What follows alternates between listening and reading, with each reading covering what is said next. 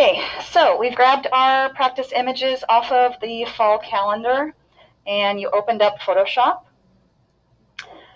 Okay, first off, let's open up a brand new document. Let's go to File, New, and let's go ahead and make this either 8 by 10 or 11 by 14.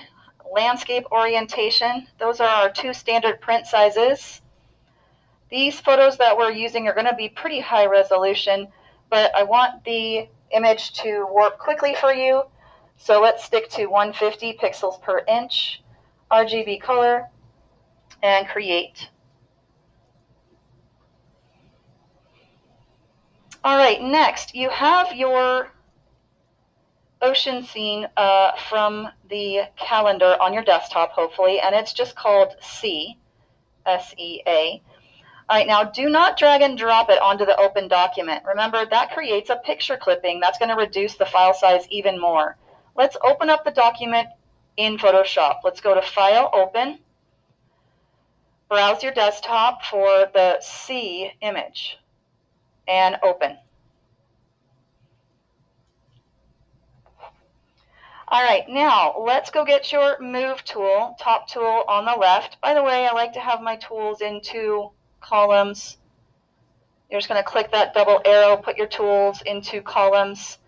And if you want, if your palettes are a little bit all over the place from the earlier user, you could reset your workspace. Window, Workspace, Reset Essentials.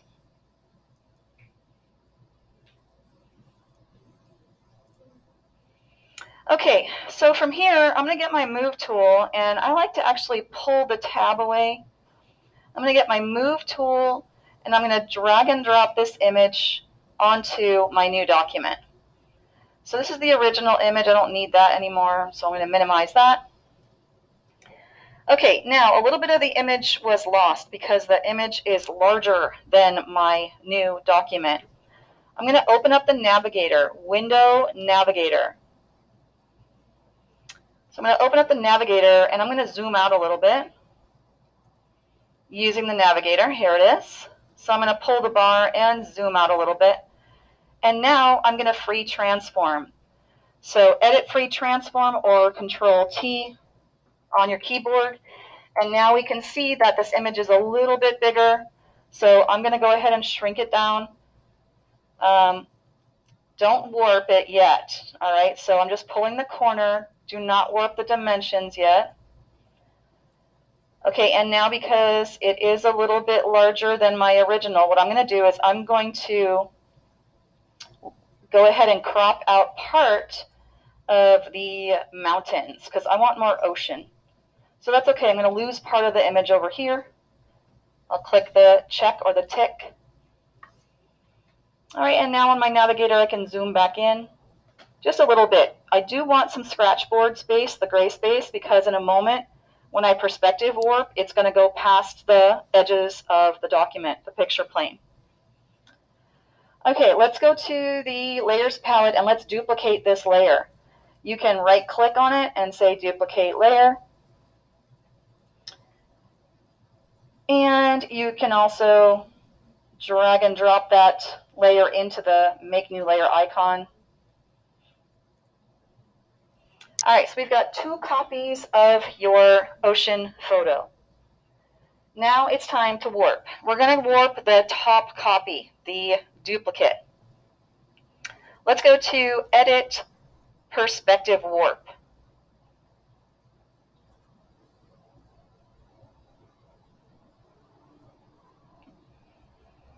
Edit, Perspective Warp. Okay, now you're going to see on your cursor a cross and a little plane that looks like 2 sides of a cube. Okay, so now what we're going to do first, I want the ocean to drop off on the right-hand side. So I'm going to create a grid by clicking, dragging, pulling out, and letting go. All right, so that's the grid of the area I want to warp. Now I need to create a stabilizing grid, a grid that's not going to move. So that's the rest of my picture plane. So now I'm going to go over here to this edge, click, drag out, create that grid, and release. All right, you can edit the grid right now. So you can go back to these little dots. They're actually like tacks. See how your cursor turns into a little tack? It's like you're tacking a grid or something onto a cork board. So you can edit the grid right now. We're in the editing mode.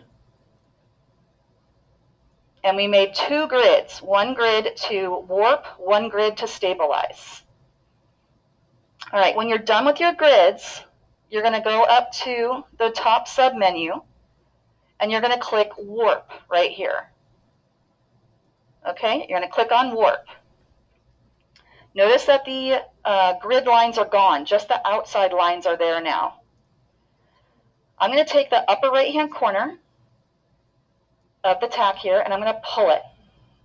All right, you can see it just warped it down. It's okay to go off the picture plane if you want, but notice the more you pull, the more it distorts the other grid too.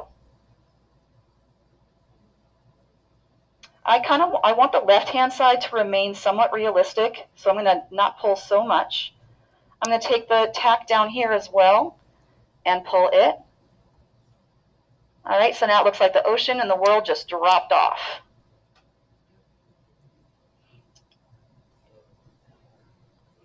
All right, when you're done editing, go back to your submenu and click the check or the tick. All right, so there's our simple warp. Just the right-hand side there of the ocean is warped. And right now, though, if you look right here, you can see the edge of the photo where it warped. And if I hide the background layer, the original copy, then you can definitely see there's the edge of the photo where it warped. That's completely visible. We want to touch that up. All right, so I'm still on the copy layer. I'm going to add a layer mask. Let's go to the bottom of the layers palette and click on the add layer mask icon. The gray square with a circle in it, add layer mask.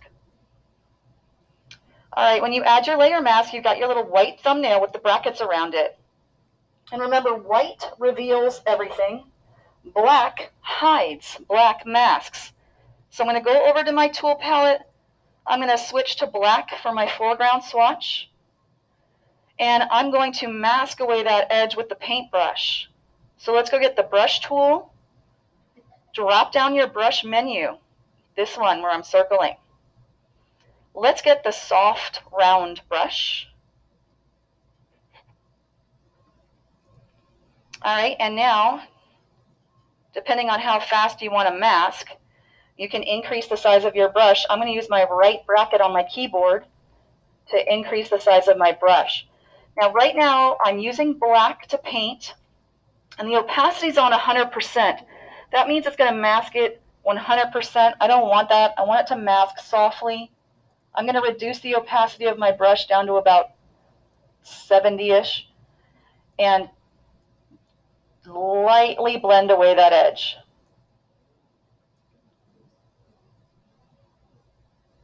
All right, so now if I hide the original photo, there you can see the masking I'm doing. All right, and that's at 60%. Still pretty blunt transition right there. So I'm going to go ahead and reduce the opacity softer and really spend some time just softening that edge and blending the clouds more gradually to really make this scene believable.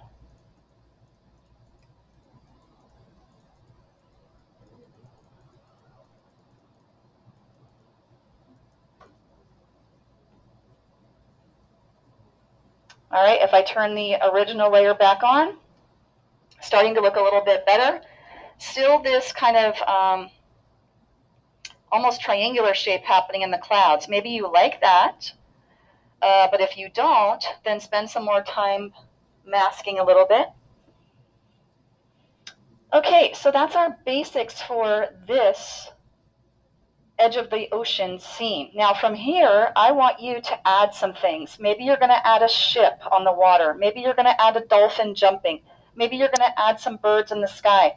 Maybe you're going to go crazy and add another scene, like a building or something. All right, so I want to see you add some things and make it your own. All right, let's put this one on hold. We're going to move to your next file. All right, let's make another new document.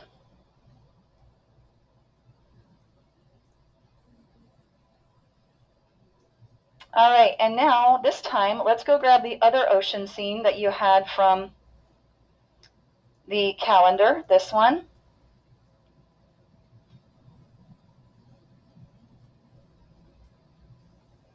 All right, so let's open that in Photoshop.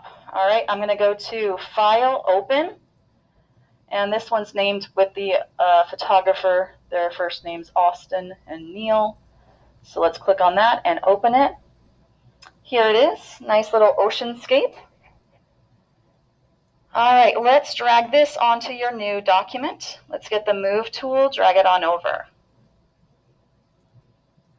All right, this is definitely bigger than 8 by 10. I'm going to zoom out on my navigator. Let's go to Free Transform, Edit Free Transform, or Control T. All right, way bigger than 8 by 10. All right, let's drag a corner, don't distort.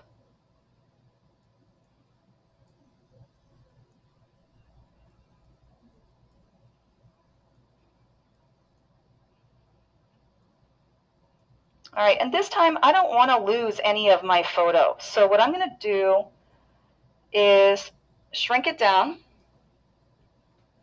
click that check mark, and this time I'm going to crop the image. I don't want to lose any, so I'm just going to crop out the white.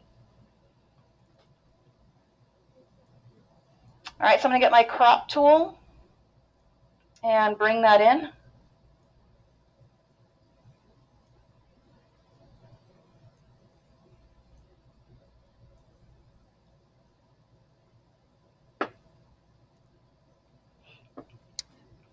All right, so there's my starting image. Let's duplicate it. All right, we want our original again, and we want our duplicate copy. So I'm going to right click, duplicate layer. I'm even going to call this Warped Ocean. All right, so I've got my two copies of my ocean scene. I've got the Warped Ocean layer and the original layer. All right, this time we're going to use the Perspective Warp tool again, except we're going to use it a lot more. Okay, so let's go to Edit Perspective Warp.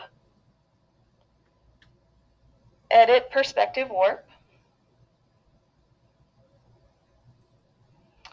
All right, this time I want to bend this to 3 planes. I want to have a middle plane that stays flat and logical perspective. Then I want to bend the sides up.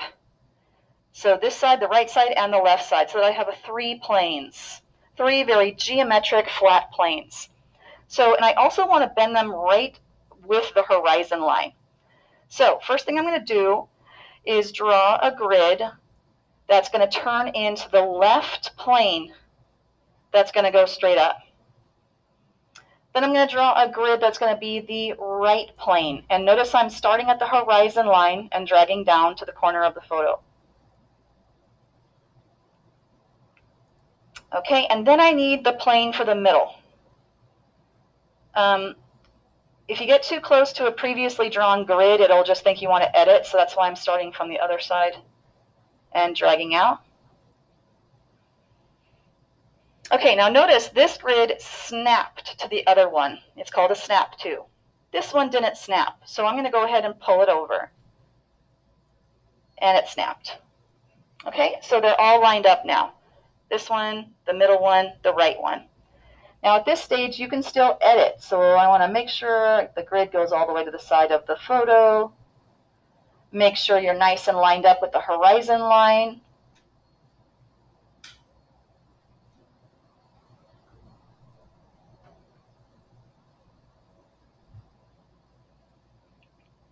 Okay, once you've got your grids, your 3 grids all nice and lined up, you're going to see when we start to warp that how wide you made each grid is going to change the effect of your warp. All right, so I'm all done lining up my grid. Time to go up top to the submenu and click on Warp. Okay, now it's time to have some fun. All right, I'm going to spend some time dragging this up. And if you just kind of drag and pull, you're going to see that weird stuff is going to happen. It's going to blur. It's going to pull in strange ways. So you'll notice here that I'm going to go really slowly, alternating back and forth. I'm going to drag up a little bit here. I'm going to go down to the bottom pin, drag up a little bit. I'm going to switch to the other side. See, I'm not done with the right-hand side, but because, like I said, when you start pulling pins, you can start blurring and warping when you don't want to. So I'm going to gradually move back and forth and even start widening the center plane so that I keep control of how the image warps.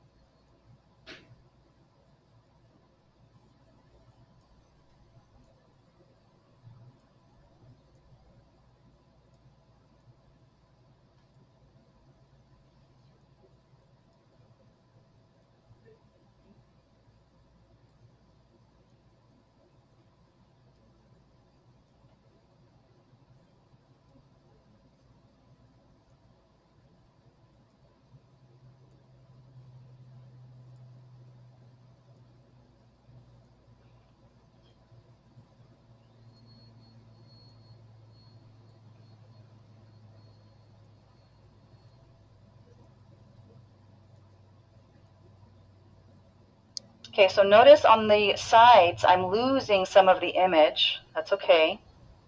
But I keep adjusting, like I keep adjusting the horizon line, and I keep pulling the image. I'm going to zoom out a little bit with my navigator.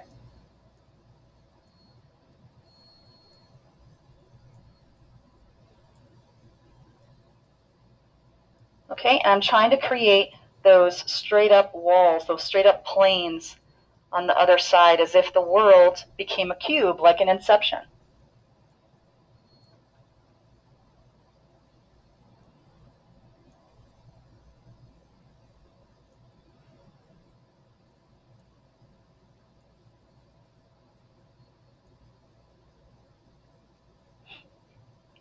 Okay, when you're happy with your perspective warp, you'll go ahead and click the check.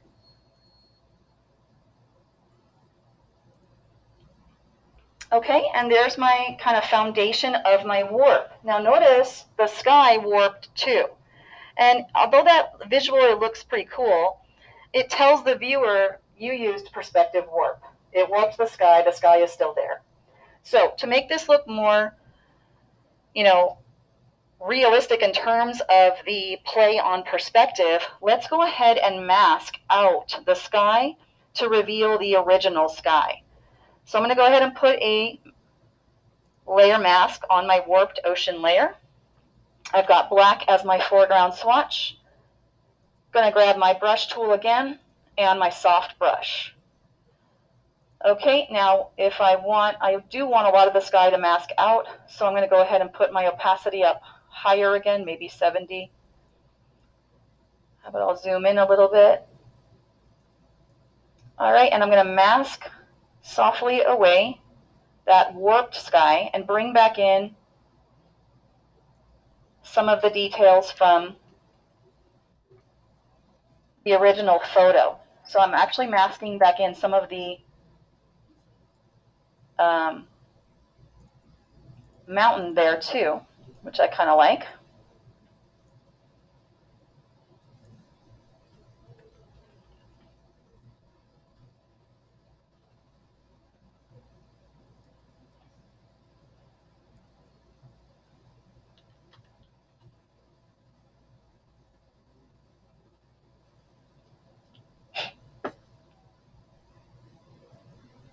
Okay, now if you look closely, I masked too much. Can you see it? What did I do? Brought in the original horizon line. All right, so I'm going to switch to white, get my brush tool, and mask that back in. Get some of those clouds back in, get rid of that hard edge of the original horizon line.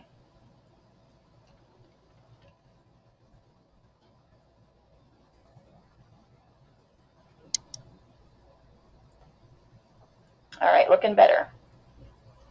Okay, so here's our foundation where you're all going to start with. Now it's time to make this more your own. So at this point, I would add some interesting stock photos. All right, and like I said today, you can use Google Classroom since it is a practice assignment. I'm sorry, Google Classroom, Google Images. All right, so I'm going to go ahead and grab this dolphin.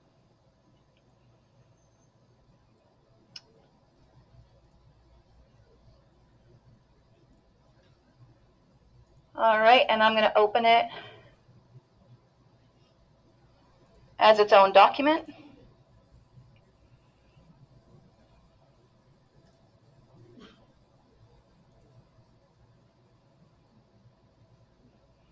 Okay, and from here, I can spend some time selecting it. Maybe I'm going to use this the quick select. Maybe I'm going to use masking. Let's try the quick select first, see how that goes.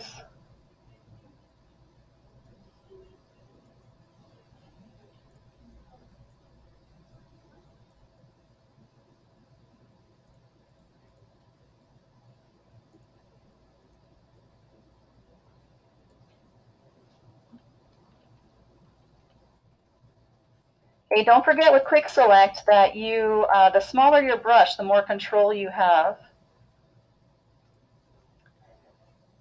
So right now I got the dolphin. I kind of wanted some of that splash. So let's see if I can grab some of the splash.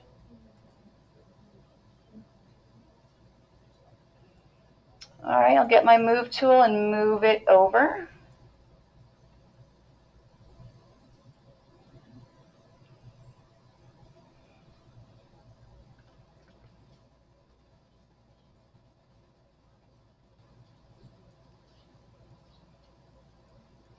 All right, and I kind of want the dolphin to look like it's, jumping out of the ocean on the left plane, vertical plane.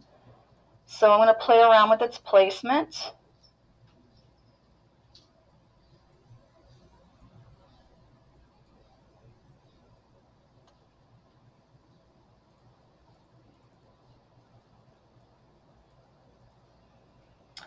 All right, definitely want that splash to look more realistic, so I'm going to go ahead and put a mask on that layer.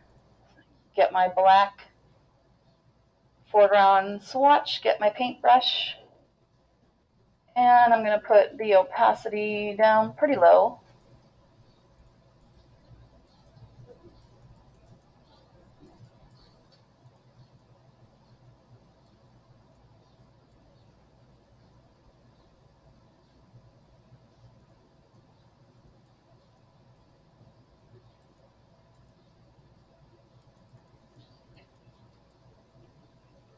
Okay, now I want to play around with the perspective. So now I want to make it look like the sky is like a flat sky, or possibly even like a painting of a sky. I'm going to go ahead and give the dolphin a cast shadow. So I'm going to duplicate the dolphin layer.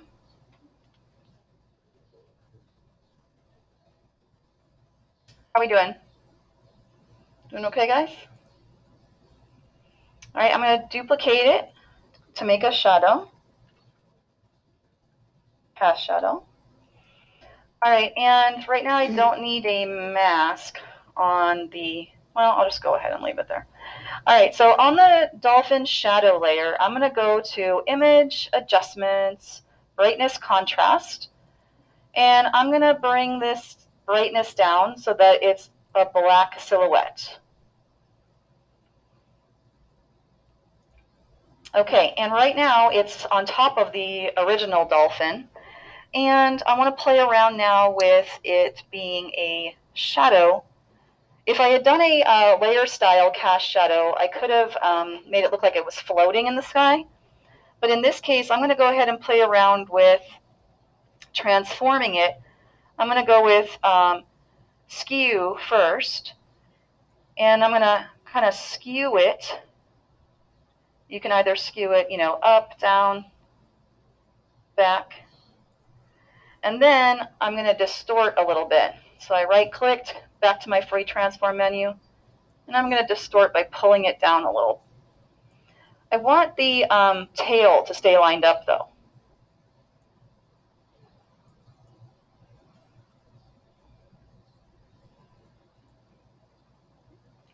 Okay, now I'm going to bring that shadow layer below the real dolphin, and I'm going to reduce its opacity on the layer.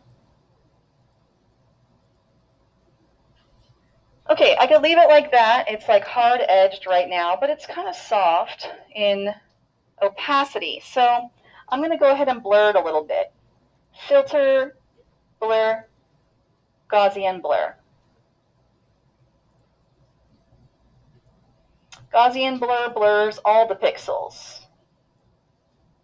So the more your radius, the higher the blur. Like here, it's almost gone because it's blurred so much.